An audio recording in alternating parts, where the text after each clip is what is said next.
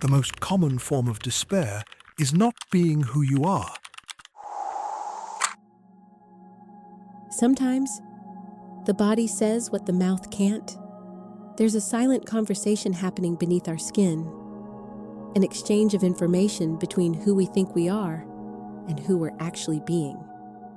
What if the discomfort you feel today is actually an invitation to look at the places you've been avoiding for a long time?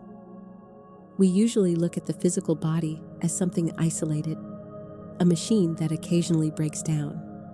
But there's a perspective that suggests the body is just the visible part of a much larger system, a network where every thought and every emotion vibrates at a specific frequency, shaping our experience of vitality in ways that human perception is only just beginning to grasp.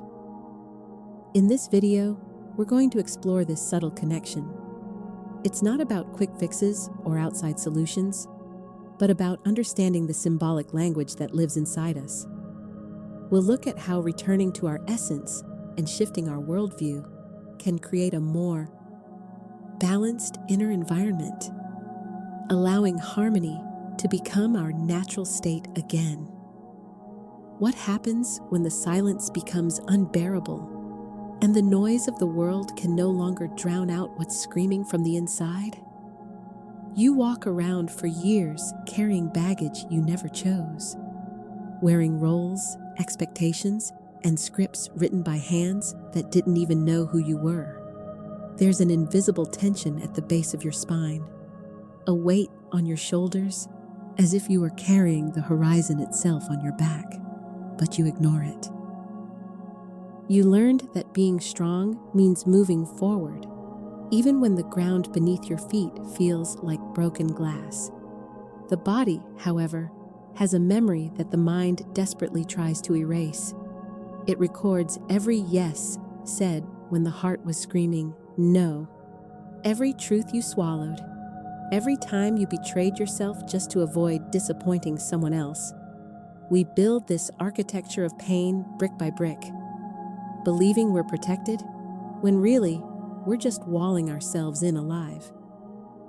How many times have you felt a tightness in your chest and told yourself it was just stress from work, when it was actually your own life asking for permission to finally happen?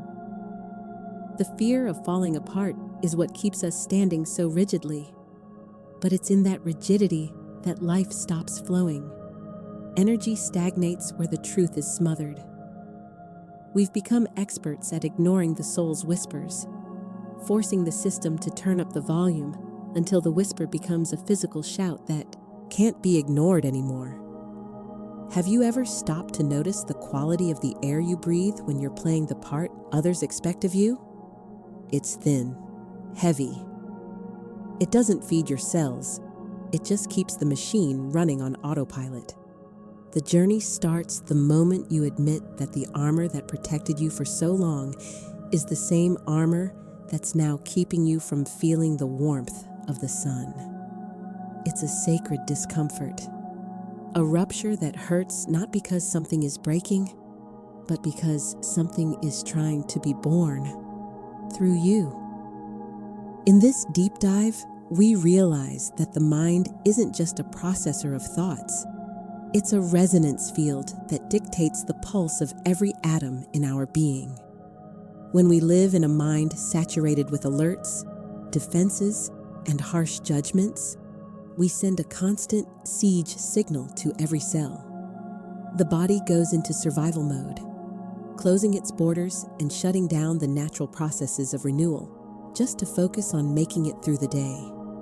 You live in a state of constant emergency, even when you're lying in the silence of your room. Why does your heart insist on beating like it's running from an invisible predator? Often, the predator is the idealized image of who you should be, a shadow chasing you, demanding a perfection that doesn't belong to human nature.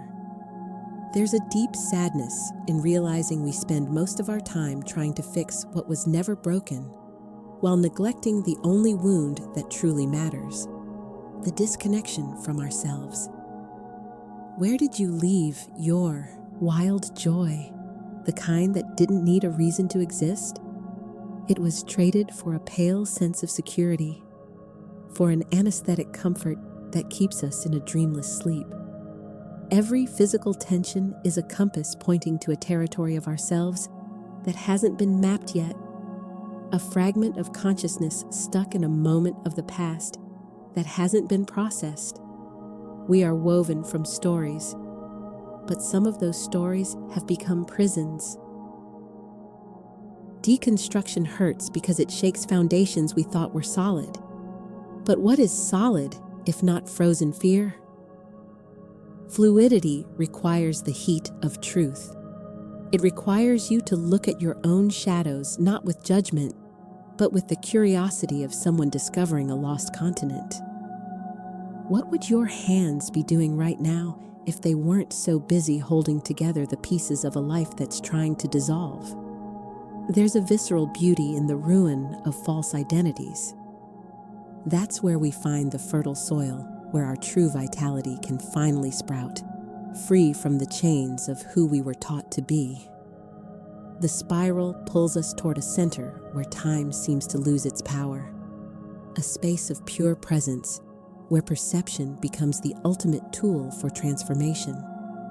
You start to notice that harmony isn't something you achieve through massive effort. It's something that reveals itself when the effort finally stops. It's the relief of letting go of the oars in the middle of the current and realizing the river always knew where to take you.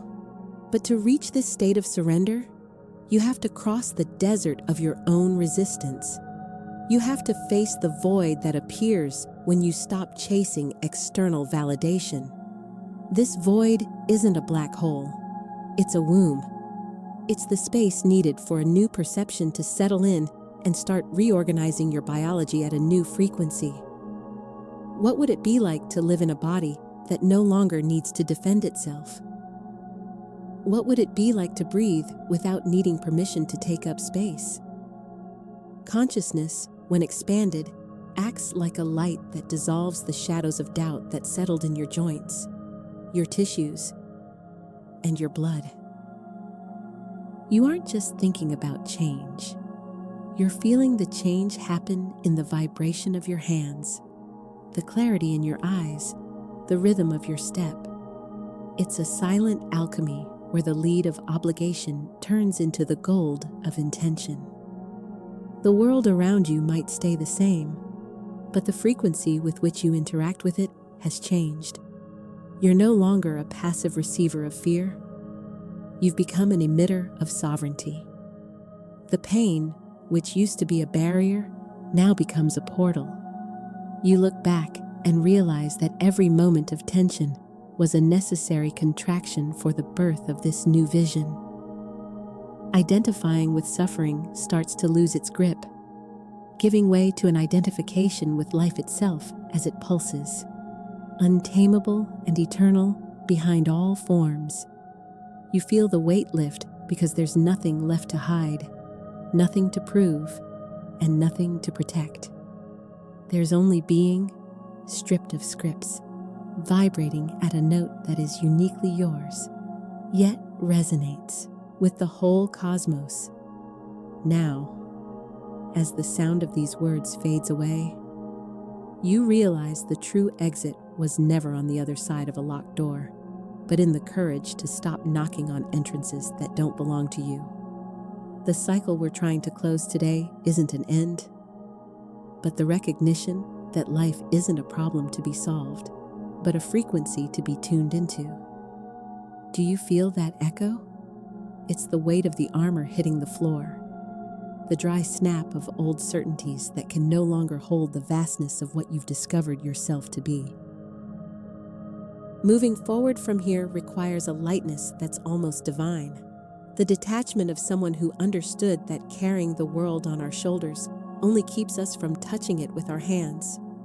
Every tension that once felt like a prison sentence is now revealed as a roadmap home. You look at your scars, physical or invisible, and you don't see marks of defeat anymore, but the outlines of a story that's finally being written by its rightful author. What used to be noise has become music. What was empty has become space. Imagine, for a moment, a seed resting in the absolute darkness of the earth. For the seed, the end of the world is the beginning of its true nature. It doesn't fight the pressure. It uses it to break its own shell. You are that seed, and the darkness you feared so much was just the fertile soil needed for you to bloom. The whisper echoing in your chest right now isn't an outside command. It's your own essence reminding you that you are the master of your own perception, the architect of your peace. Nothing is fixed. Everything is rhythm, and you have just learned how to dance. Here's one last image to carry in the silence of the coming days. A hand letting go of a rope that was hurting the palm, and the relief that comes not from reaching what was at the end, but from finally discovering the freedom of having empty hands, ready to create. The truth is, you never needed to be healed. You just needed to be found by yourself. If this resonated somewhere deep in your soul, if you felt like a part of you was finally seen, don't let this movement die here. Use your gesture to ground this new perception. Leave your mark. Share this frequency with those still walking in the dark, and subscribe to keep diving with us. Comment below which part of your script you decided to rewrite today. By doing this, you aren't just interacting with a video, you're sealing a commitment to your own light. The next step has already begun.